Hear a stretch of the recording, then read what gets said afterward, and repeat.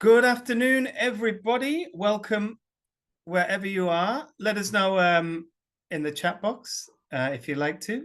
Tell us where you're dialing in from.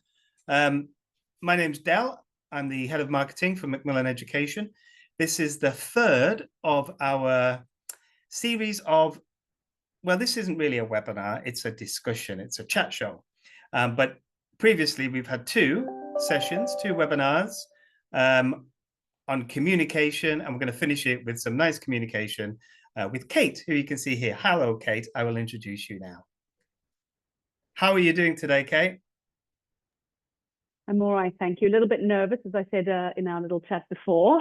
I haven't done a webinar in a long time, so and I can see a couple of our managers from Apollo have joined us, so the support is nice. Lovely. So I should just give you a brief introduction. So Kate, you are the head of learning experience at Apollo in Vietnam, in Ho Chi Minh City. We're going to talk a bit more about this and what you're doing. So I won't give you, I won't go through your bio, but just give us a little rundown about your day to day. What exactly does it mean to be the head of learning experience? At Apollo, we're a large organization, so I'm part of a team. And that team involves a group of wonderful academic managers who are based at the centers and also part of a content team in head office as well as an operational team. My job really is to ensure the learning experience for every student. That's in a nutshell. And right. I do everything I can to do that. And do you like your job? Love it. Good. Too much, maybe sometimes. That's good, though. That's all right. It's better to be too busy than have nothing to do, right? I always think, particularly after what we've been through recently and not having things to do.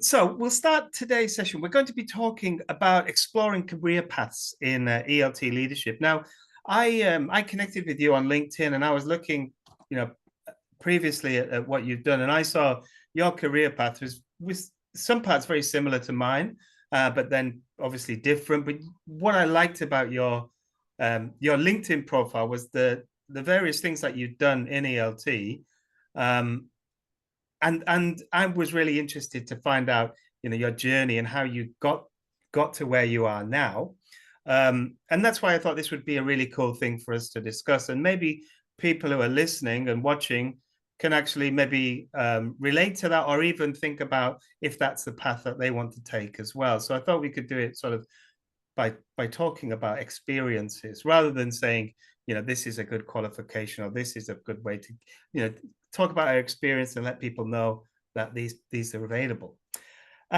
So I'm going to ask a question straight away to the audience. Have you ever thought about where your career in ELT could take you, and whether leadership might be part of that journey? So that's my question, just to start with the audience and to get you thinking. So, yeah, do you think about your career path in ELT? And do you think leadership is part of that career path? Or are you already in leadership positions? And it could be like as a teacher or as a manager. So while you're thinking about that, I'm going to start talking about your journey. So where did you start, and how? So give us a brief sort of like introduction to who you are, where you started, how did you get to Apollo in Vietnam in 2025? Let me know. Honestly, I didn't set out with a clear goal to end up in leadership. I started as a teacher 17, 18 years ago when I ran out of money on a round the world trip. And I think a lot of us do that. A lot of us end up exploring the world and running out of money, starting to teach, and didn't take it very seriously in the beginning. Wish I had, but we'll come back to that a bit later. And as soon as I started teaching, I was bitten by the bug. And from there, I started to take roles like facilitator, trainer, then moved into manager, consultant at one point as well, and now eventually leadership. It was more of an organic journey than a deliberate plan, as I said. But one thing I was very intentional about was building my CV. I took every opportunity to diversify my experience, the context that I worked in, and to keep learning and adding more strings to my bow. And over time, I guess that just opens doors for you that you don't know are there for you. So that's really how I ended up at Apollo now. So where did you start then? So your teaching career, did you start in Vietnam, or where were you? Yeah, I started in Vietnam, and after a couple of years, I went to Saudi Arabia for about 6 months. Then I went back to South Africa and I taught there. I also got work as a facilitator for a leadership and innovation NGO. But I went back to Asia, Thailand this time. After that, I went to Macau, of all places. Oh, wow. Okay. If anyone knows Macau, it's a little peninsula of China, sort of very close to Hong Kong. It used to be a sort of a Portuguese special administrative region. So ended up there, and then came back to Vietnam about 8 years ago. Well, I read a great book recently, actually, about Macau. It's called The Ballad of a Small Player by Lawrence Osborne. It's about to be turned into a movie. So yeah, sounds like a fascinating place full of history, and then you've got all the other things that go on there as well. It's really incredible. So you said that you were interested in building your CV. So is that with like experience, or with like different roles, or was it with qualifications, or what? How did you go about building that, or what was your main sort of thought process behind that? I think there wasn't much thought in the beginning, and then it's like a snowball, and you started to really get a taste for variety. So I guess after I'd been teaching in language centers in Vietnam, and then I went to Saudi Arabia and was in a women's university. And then in South Africa, I was in language centers again, but more of an immersive sort of tourism English context. And then Thailand was in a mainstream or private schooling system. I started to really understand the different types of contexts that one could teach in and how different they were. From there, I went to Macau, and that was also in a tertiary setting. And having access to people and resources in a tertiary setting is a complete game changer. So things like conferences, which are the norm in tertiary settings, was right there for me to take. I had a beautiful library that I could take advantage of, and that's where I started my Delta journey. Across the water in Hong Kong, I started doing some Cambridge Young Learner speaking examining as well on the weekends. So really it was first experience, moving around the world, having a great time. And then when I was in Macau, I started to really study and put some theory behind my teaching. Yeah, I think that's kind of similar to my journey as well. I started actually very soon after taking a CELTA. I got very lucky, and I did my CELTA after like a month's sort of teaching practice that I was doing. So it was just a real fluke that somebody had dropped out of this course, and my girlfriend at the time was working for this organization that was running a CELTA, and they needed someone to fill the space, and I filled this space, and then my journey went from there. I knew that I wanted to teach. I knew that it was something that I could definitely do, but I didn't know it was going to be a whole like nearly a 30-year career now. I had other experience before I came into teaching, working in other industries, if you like. And Reagan has just mentioned that having prior experience within other career professions in a leadership role, now wants to get a leadership role within teaching. But I really value that that experience that I had outside of ELT. I think it really helps you as a teacher to have some other experience outside, to see sort of the real world, if you like, even though teaching is the real world too, but it's a different real world. It's nice to have that experience. And yeah, and qualifications for me were not really, once I got my CELTA, I didn't really think about getting my diploma or Delta, the equivalent, as some people might know it as, but until quite a few years after. And it was only working with people that it was just the norm for them to get a Delta or a diploma and then go on and do another qualification. And so I was kind of lucky in that respect, that I worked with some really great people, who were teachers and also managers, who were role models in that respect, and were able to really give me solid advice on how to then move forward and take your career somewhere, and see this as something that you could do for the rest of your life, and it would support you through that. So I was very, very lucky, and then I worked really hard to make my luck, I thought. Yeah. Was there a turning point in your teaching, in your career, where you wanted to move beyond the classroom? You felt, okay, my time at the chalk face is kind of done. I really want to start moving into leadership and management. It was when I worked in Thailand for Bell, which is a British-owned school that it has summer schools and also a sort of a permanent school in Cambridge, I think. Bell, and then in Asia it has EAL, or support units that operate out of schools or universities. And my manager at the time, Paul Barry, was encouraging us to try to do some INSET, so in-service training. And I'd never done one before. And we were a very, very small team, but he got us all up there doing whatever. There was no pressure. We just had sort of 30 minutes, 45 minutes to share some of our best practice. And that was really the moment where I thought, oh, there's something else that I could do, and I could share, and I could support, and I could help. And then a representative from Bell, who was doing a sort of operational audit, came and visited and said to me, have you thought about doing training in other places? And I said, oh, no, I could never do that. And he said, oh, well, there are opportunities for you to sort of do some training in some of our other units. And it was at that moment, really, I thought, wow, there's more out there. Yeah. I took advantage of that. Yep. Well, I know we chatted a little bit earlier, but we had pretty much an identical experience. I worked for Bell too in Thailand. Prior to your experience, I worked at a center in a boys school, and we had exactly the same thing. Every Friday we would have an inset, and the inset was delivered by the teachers in the center. And could be swap shops. They could be, somebody just was maybe studying for a diploma or a Delta at the time. They wanted to, present what they'd been researching or learning, and and they were fabulous.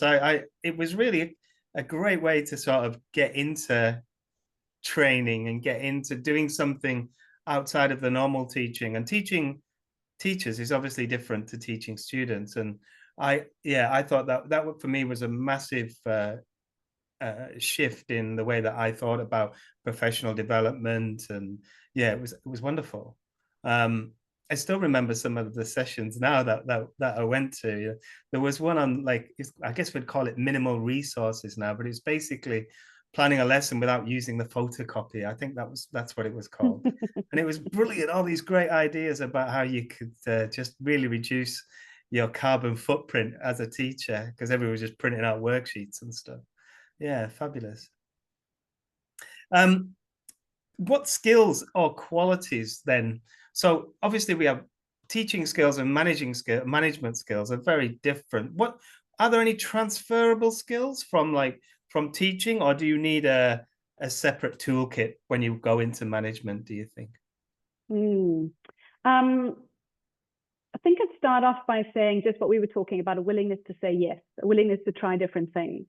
So that potentially comes from the ability in your classroom to not always stick to your lesson plans, to be willing to be responsive to your students. So willingness to say yes to different things, different projects, because there's a lot that goes on outside of the classroom, in the teacher's room, that you need to tap into and be aware of. If you've got a manager, check in with them and say, is there anything I can do for you, rather than sort of expecting them to do a lot. I think using language like, I get to go to this workshop rather than I have to go to this workshop. I think the way we can change our mindsets from, am I being paid for this, or do I just get to go to this, amazing free workshop? So I think any other transferable skills? Maybe I'll throw it out to the audience actually. Yeah, to sure. see Yeah. if there's anything that they can add to that. Because it doesn't automatically mean, I think, that you're able to step into management. So everyone who's listening, what do you think makes someone ready in terms of skills and qualities to become a leader and a manager? Yeah, I think I asked that question as well, because when often the best teachers get promoted to management positions, right? And this then, usually when you get promoted to a management position, you go from, say, 20 hours a week to maybe even 0 hours a week, and now you're managing all the teachers, right? And then the best teacher gets taken out of the classroom, and then they're put into a position that maybe they're actually not suited for. You know, being a good teacher doesn't equate to being a good manager, right? And sometimes it works. Hopefully in our case it's worked, but in other cases I've seen it happen where, yeah, it just hasn't. And some of the teachers who I've noticed have the self-awareness to say, okay, this isn't for me, I want to go back into the classroom. But others have stayed, and it's really created an atmosphere that just doesn't work. And maybe some of the teachers who are not the best teachers, but actually have experience outside and have leadership experience, they should be the ones that are doing the managing, right? It's kind of an interesting business for that. You wouldn't, yeah, I think it's, yeah, you don't get judged on your management skills, but on your teaching skills to be a manager. It's an odd one. And I think there is room for two different types of profiles that are in a supportive role, because we find that managers have a different profile from a senior teacher. The senior teacher really is about the students and the teachers and caring and training, whereas a manager needs to be really operational and a business mindset. So I do think that it's tough doing all of those things, and I do think there is space to have those two different types of people bouncing off each other. Yeah. But usually I think the trajectory is really to start in the senior leadership, because I do think you need those people skills. You need that sort of parent facing profile where you can have talk to parents, have parent meetings, be that person, but also then move into being a bit tougher with some of the other operational elements. Absolutely. We talked about this actually. I think it was in the first of our the first of this series, where we talked about, if you think about leadership roles or management roles in ELT, you've got like senior teacher, academic director of studies, ADOS, assistant director of studies. You've got, I mean, there are so many different titles for so many different positions that depending on which organization you work for. I mean, it's really it's really crazy to think of an industry that has so many different roles that are probably similar, that they just don't standardize the names for. It's kind of a weird one. How do you because obviously we're in leadership, we're in management, but we're also dealing with teaching. How do you stay connected to teaching if you're not in the classroom? What's your technique? I observe regularly. So when I do my center visits, Apollo's got about 80 centers around Vietnam. So when I do my center visits, I always make sure that I pop into a couple of teachers' classrooms. Always an announced pop in. I'm not a monster. I wouldn't do it unannounced pop in at the center. Right. Yeah. And if needs be, what I'll do is I will, after the break in the lesson, I might demonstrate for the teacher some of the techniques that we're going to be talking about a little bit later. Because it's always really good if teachers have a model in their minds to think about as you're talking about some of the feedback. So that's one way I stay connected, is I'm in the classrooms regularly. Another way is I like to teach some of the pilot programs that we have. So if we're looking at some sort of day camp or some sort of other program, I'll volunteer to teach 1 or 2 lessons of that at the beginning during testing stages, to make sure that I've got a real feel for it in terms of the content and the students and how the students are reacting, in addition to taking feedback from teachers. I think it's really important to experience the content as well. And then I try and do as much work as I can with teaching assistants. So I do quite a lot of training, not just with teachers, but also teaching assistants, to make sure that the team has a good understanding of what each other are doing. So teaching assistants, very, very important, trying to elevate them to sort of a co-teacher role rather than a sort of an assistant or support role. That's fabulous. I really love that you're giving up time to actually get back in and teach as well. I think that's really great that you can, support the branches, support the teachers by doing that. I think that's, and great for you. It's a win-win, isn't it? It really is.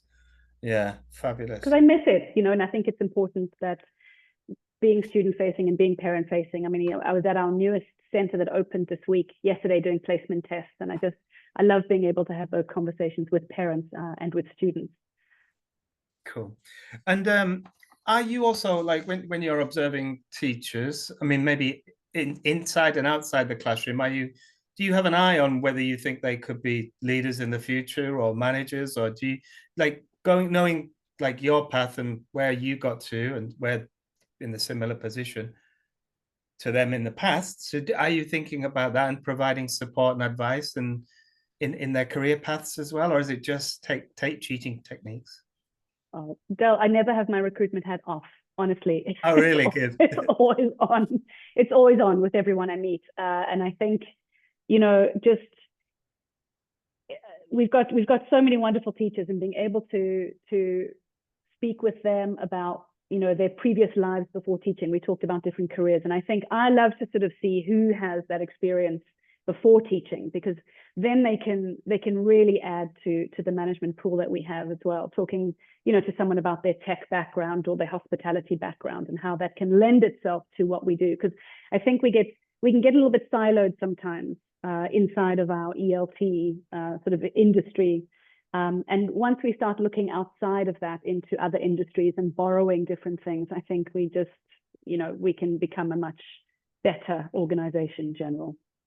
Yeah, and I think that we touched on it earlier, didn't we? I think I completely agree with that. And like I said, my own experience would lend itself to that.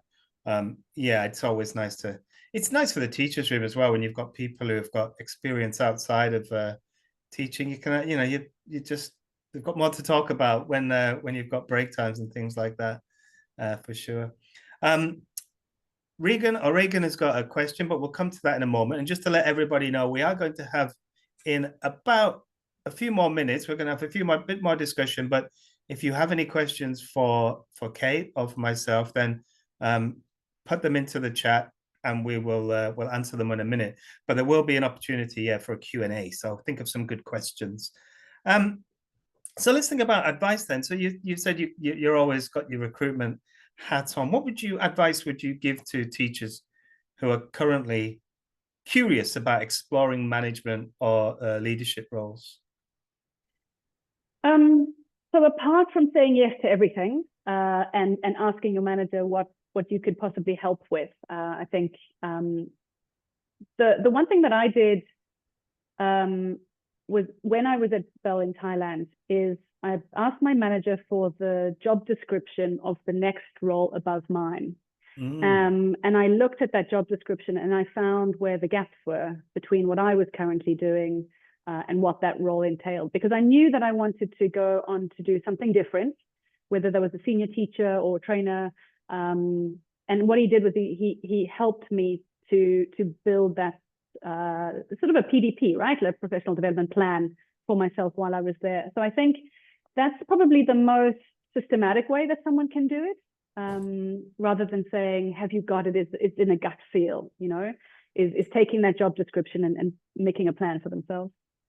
I've never done it, but I think it's absolutely a fantastic, perfect, systematic way to look at things and and fill in those gaps. Very logical, and that guides the professional development that you should be then exploring. That's fantastic advice.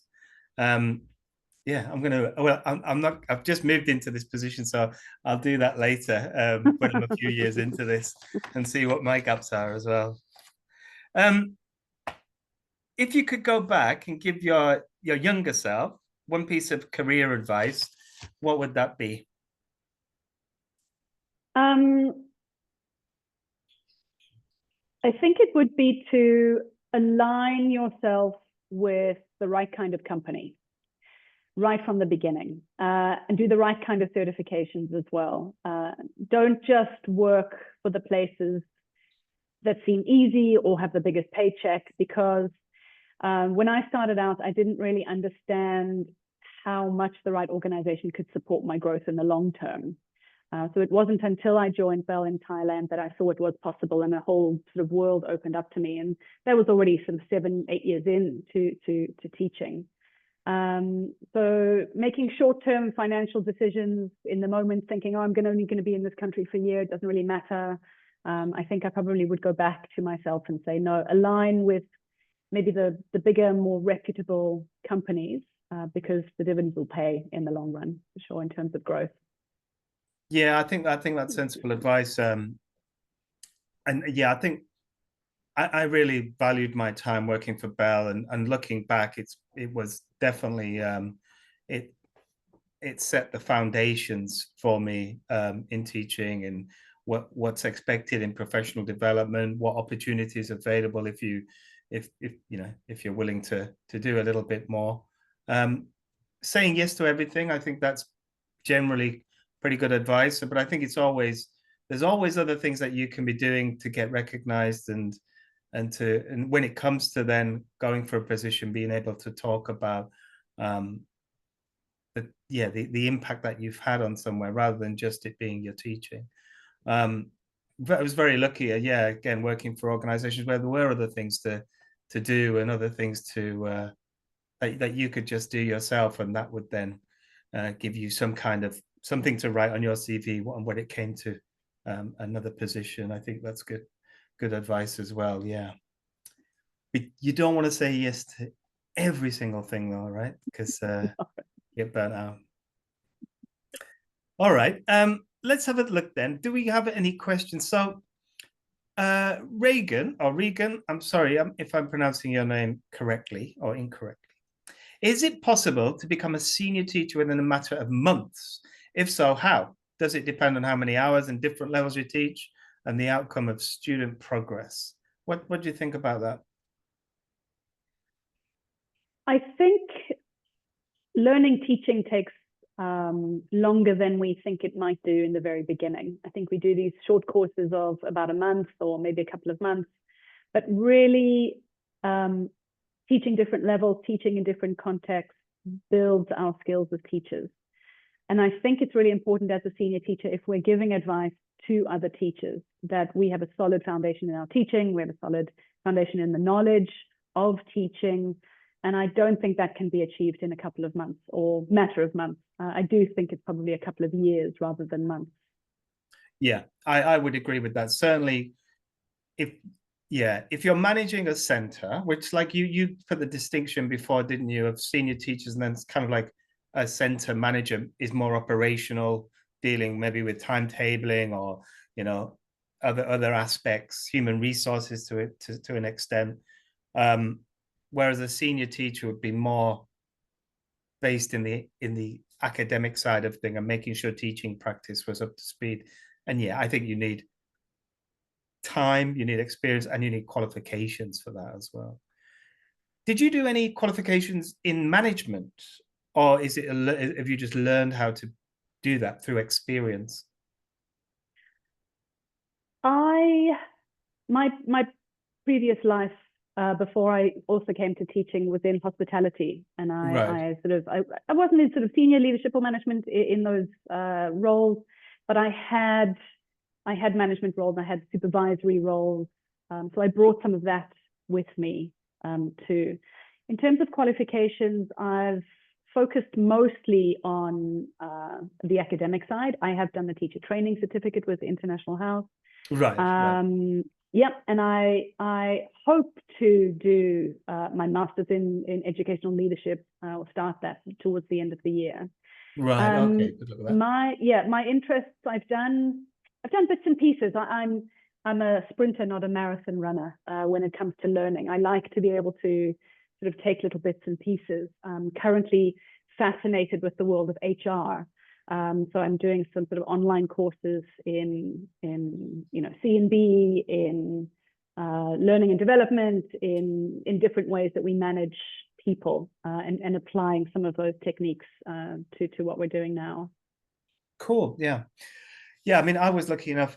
When I worked for the British Council, they were always happy to fund training and things like that, as long as you had, you could provide a case for it. So yeah, I did a couple of courses with International House on teaching management, teaching center management, and then young learner center management as well, which was really helpful to help me as a teacher. We have a kind of a statement which is I can put into a question. Speaking about, it's from Eamon. It's speaking about leadership and teaching, currently transitioned to a middle management position, now feels a bit lost. How is it different in terms of evaluating yourself and whether you can grow in that position or go back to teaching? So I guess Eamon's at a bit of a crossroads here, whether he actually feels whether he should continue with management. So what advice would you give to someone who's trying to evaluate themselves as a manager? One of the things you can use is the Equals Academic Management Competency Framework that lists the sort of generic academic management competencies, and it divides it into 4 levels. So the first level is sort of execution only, sort of implementing systems. The second level up is implementing systems, evaluating and trying different things, becoming a bit more comfortable with what you're doing. The third level up is being able to create those systems and processes and run those projects. And then the fourth level is being able to facilitate the development of people and processes on a larger scale. So I think being able to use a competency map, a framework, place yourself on there. And just like I said earlier, with taking that job description to find where the gaps are, use that assessment tool. They've got a free self-assessment tool on their website that you can use, self-assess, see where you come out, and see where it is that you want to then develop as well. I would say that. Okay. I think it's fairly common in academic management where we are generalists, right? We sort of do a little bit of everything. So we feel like a little bit of a jack of all trades and a master of none. Yeah. And I think it can lead to you feeling like you're not really an expert and you sort of, where am I going? And that's where you can maybe focus on specific areas of that competency framework to see if you can sort of specialize in those areas, which ultimately then becomes one of your own sort of, USPs, I guess, of your own professional brand. Cool. Yeah, and while you were saying that, I was just trying to Google it, and I think I've found it. So I'll just put that into the chat, and maybe you could check that for me. Yeah, that's great, isn't it? If you've got some framework that you can relate to, and again, going back to my time in the British Council, they had a great one for teachers. Their framework of the different parts of teaching, knowing the subject, classroom management, or this kind of stuff, and then you evaluated yourself on this framework, and then you could see the gaps. And also you can evaluate yourself and then get observed and have that corroborate with what. So I guess with this, you can also ask people as well. You can ask for feedback, right? Am I doing a good job? Is there anything I could be doing better? Just be honest and ask your staff, I guess. Yeah, absolutely. And there's great competency frameworks from Cambridge as well. There is the teaching competency framework as well as the teacher training competency framework. Yeah. So I think having those really tells you what the expectation is if you're thinking of moving countries or companies. It'll tell you, before you have to go and dig into that specific company's expectations and requirements, you can align with sort of the international standard. Yeah. So before we go into the lightning round, which is our 3 questions, I just like this from Jinky. It's a really great question. And it's about giving people, so what advice can you give to one who have years of teaching experience and then get promoted to leadership with zilch knowledge in managing or supervising teachers? And I think this last bit is the key for me in terms of gaining respect from your team members. So how can you maintain that respect of people who you're equal with and then are now managing? Oh, yeah. Can I use another framework idea here? Sure, you can say, yeah, anything you want. You're the one with the experience, so yeah, One of the things that really helped me during those kinds of turbulent times was something called the I can't remember who wrote it, who came up with it, but it's the 4 stages of team development: form, storm, norm, perform. So a team forms. They naturally go through a storming phase. And during the storming phase, we quite often take things personally. We think things aren't going to work. There's a little bit of grumbling in the teacher's room, and we become frightened and we might step away. We might have a terrible time. But it's absolutely normal to go through the storm phase. To get from the storm phase to the norm phase, there's a period of time that you need to get to know each other, be very consultative, very democratic, get some feedback. What do they think, needs to be changed? What are the priorities? I definitely had learned my lesson before of coming in and changing too much too soon, I think in teachers' rooms and centers. And once you sort of hit that norm, that's the time you can think, right, how do we get to that perform stage? The problem in ELT is with our sort of relatively high turnover, we don't often reach that perform stage. Because every single time a team member leaves and a new team member comes, we go back to the form stage. Right. So we're sort of a tumble dryer, right, of going through form, storm, and norm, form, storm, and norm. But I think my advice to any new manager is that it's normal. The storming is normal. Ride it out. It's uncomfortable, but your most difficult teachers in that time will be the ones who teach you the most. So appreciate it and lean into it. Yeah. Because it does pay off in the long run, and it starts to shape you as a leader. That's awesome advice. Yeah, the most difficult teachers are the ones that give you the most, you learn from the most. That's brilliant. I like that. Now, I've just realized that there's some questions in the Q&A, and I apologize, Michael and Amir. I'm going to address your questions now. So we have time. So Michael has said, I'd be curious to hear about Kate's daily to-do list in her work. What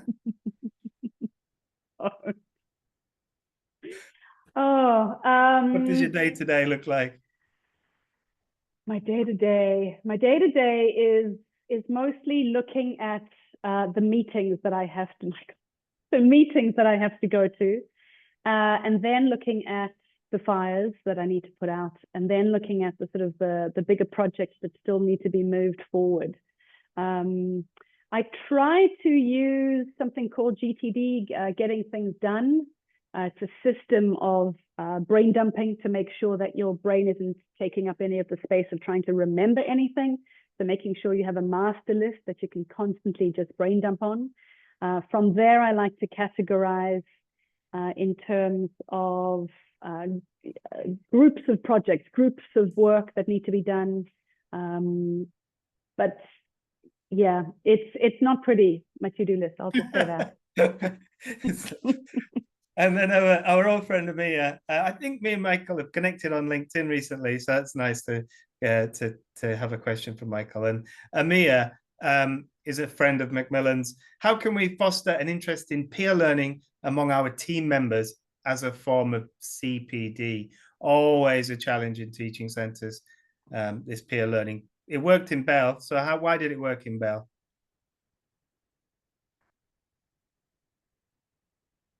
Why did it work in Bell? I think peer learning has to be seen as real learning. I think that's the first one. So it's not just plan B when you don't have a plan A, I think. I think it's really, really important to set up a QC system around it as well. So what we have at Apollo is something called a PLP program, a professional learning program, where you acquire credits through the year. And there's a range of different ways to acquire that credit. And there's quite a few of those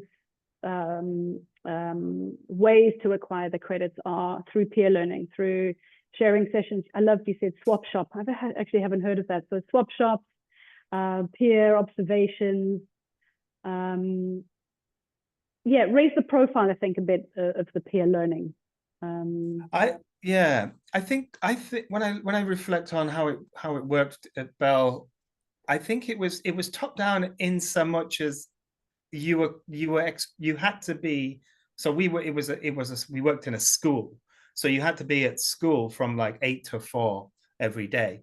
So at 4 o'clock you could go home, but you had to be there. So there was time allocated for professional development. Now you had your own professional development, say if you were doing a delta or a dip, but that's different.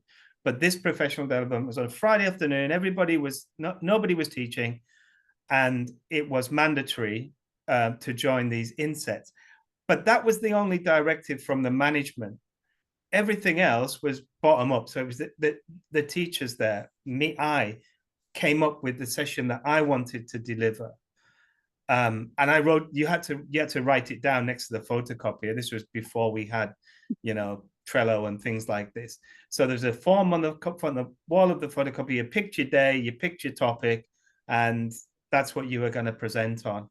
So it was all led by the teachers. So there was loads of good support from people. So even if the session, it might have been your first time of presenting in front of peers, which is terrifying.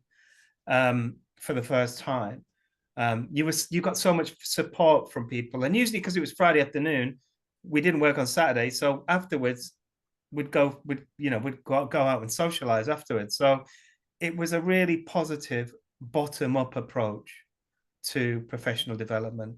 Loads of support going in because everybody was in the same boat. I think that worked. That's why it worked at our center anyway.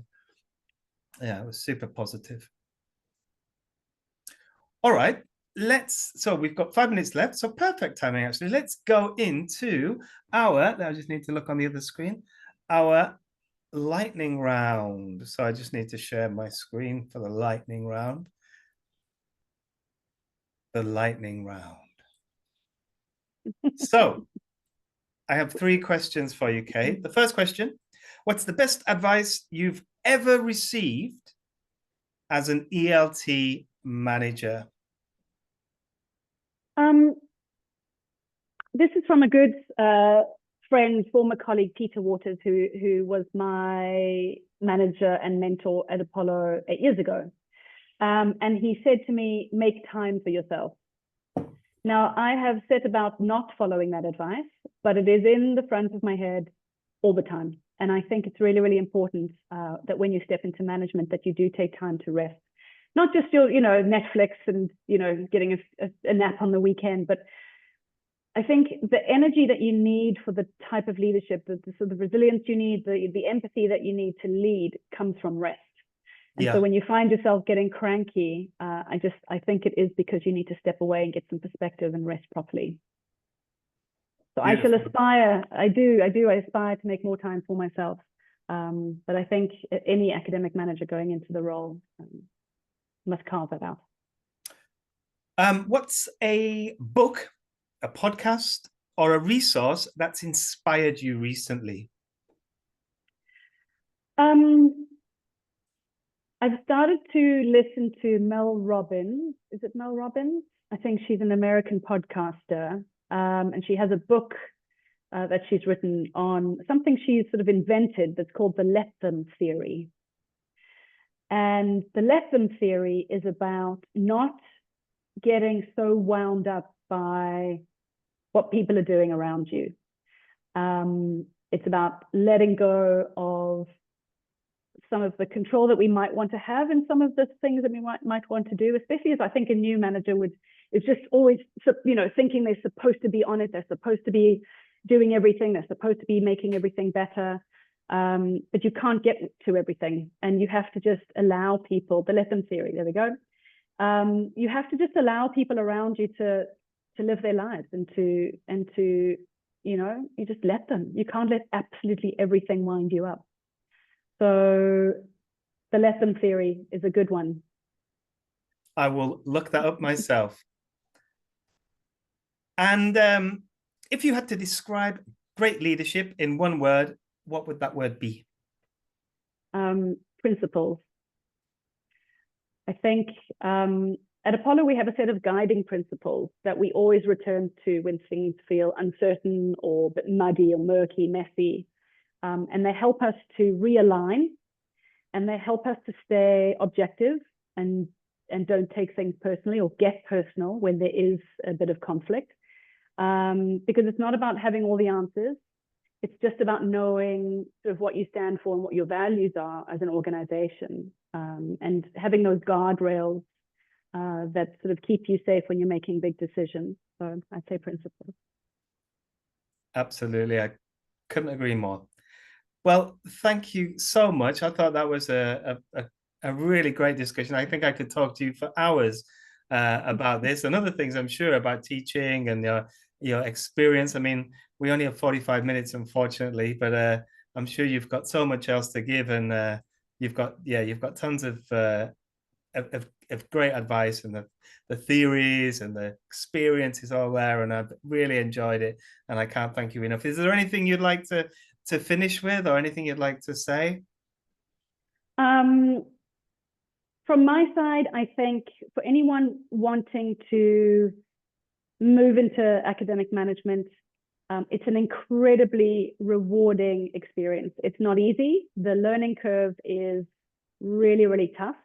I've had to implement a no resignation within the first 6 months policy because it is tough, but the rewards are exponential. So go for it, but don't expect it to be easy. Ride out the pain of the first few months and just enjoy it. Fabulous. People are saying thank you already. Thank you so much, Kate. That was wonderful. I've loved to talk to you, and it's really nice to connect and have this conversation. So all the best to you, all the best to Apollo, and I look forward maybe in the future meeting face to face. Thank you so much, Del. I've had a blast. Take care. Thank you. Bye-bye. Bye, everybody. Thank you so much for joining us, and we'll see you all for another Voices in July.